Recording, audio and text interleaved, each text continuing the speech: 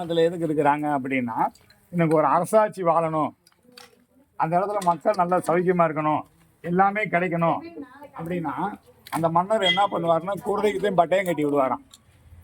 அந்த குருதை போய் எந்த இடத்துல நிற்குதோ அந்த இடத்துல வாழுங்களை எத்தனை தலைமுறைக்கு? ஒரு தலைமுறைக்கு இல்லை, 16 தலைமுறைக்கு. 16 தலைமுறைனா 108 வயசு ஆயிடும். 108 வயசு வரைக்கும் அந்த இடத்துல வாழலாமா? ஊமத்த பைரவரை வணங்கினா 108 வயசு வரைக்கும் அந்த இடத்துல இருக்குமா குருதி அனுப்புறது.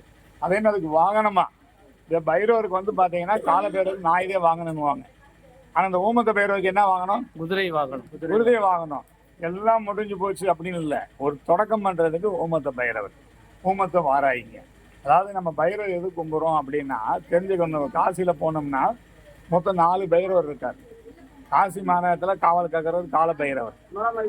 அது இல்லாமல் அந்த பூமியில் துஷ்டங்களை பாதுகாக்கிறதுக்கு அப்படின்னு பார்த்தீங்கன்னா பத்துகால பைரவர். அப்புறம் அதே இது வந்து பார்த்தீங்கன்னா கபல பைரவர்னு ஒருத்தர் இருக்கார். எல்லாமே சுடுகாட்டில் தான்.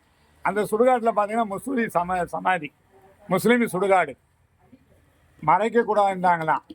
நீங்கள் பைரவரை கும்பிடுங்க, ஆனால் நீங்கள் திரை போடக்கூடாது. பைரவர் நாங்கள் பார்த்துக்கிட்டே இருக்கணும். நீங்கள் சொல்லுவாங்களா இந்த மாநகரத்தில் சொல்ல முடியுமா? அங்கே அந்த சுடுகாடை பைரவர் பார்க்கணுமா, அங்கே இருக்க மசூதியே பைரவர் பார்க்கணுமா. நாங்கள் யார் வந்தாலும் பைரவர் வாங்கிட்டு போகணும், நீங்கள் திரை போடக்கூடாது, மறைக்கக்கூடாது. ஏன் அப்படி சொல்கிறோம்னா இந்த ஊமத்த பைரவர் வணங்குறோம் செய்கிறோம் அப்படின்னா இதெல்லாம் தொடக்கம் பண்ணுறது. ஆரம்பிச்சுக்கலாம்ப்பா.